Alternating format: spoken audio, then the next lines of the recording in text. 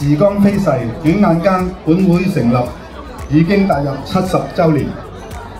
回顧過去，行得先賢，把根基錯好，亦得到歷屆會龍英明嘅領導，至有今日嘅成果。本着繼往開來嘅精神，務使會務盡善盡美，更趨興盛。好期待咧，同大家一齊咧，繼續將呢一種合作。繼續將兩地嘅經濟發展、人民嘅往來咧，更加推上再高啲嘅一個台階。建文咧喺10多年前喺大埔地區服務嘅時候咧，已經係認識同鄉會，亦都好多謝咧同鄉會一直以嚟咧對政府特區政府嘅支持，對社會嘅關愛，對呢個地區嘅服務。大埔同鄉會成立至今咧，一直係秉承創會嘅初心，前人一直都係心懷家國。積極搭建東莞香港兩地鄉親嘅橋梁，並且積極咁支持特區政府依法施政。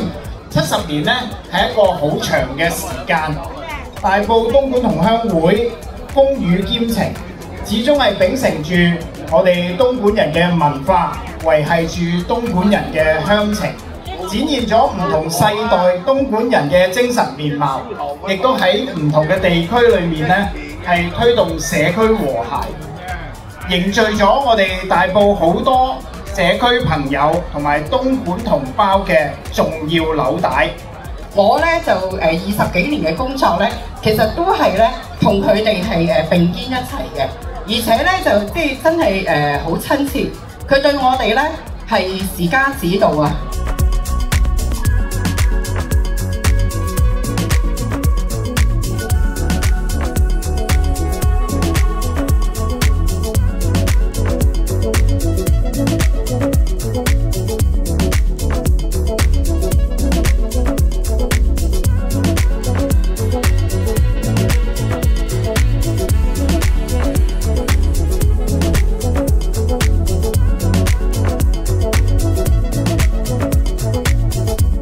多謝大家出席本會成立70週年暨第13屆委員會就職典禮聯歡晚宴。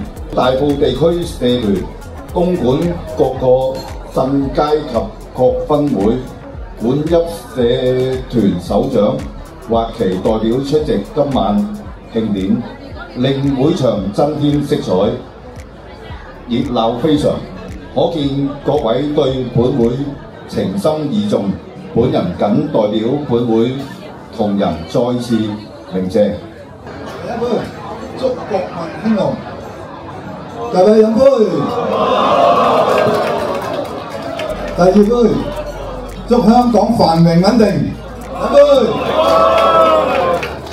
第三杯，祝會務更趨興盛。飲杯。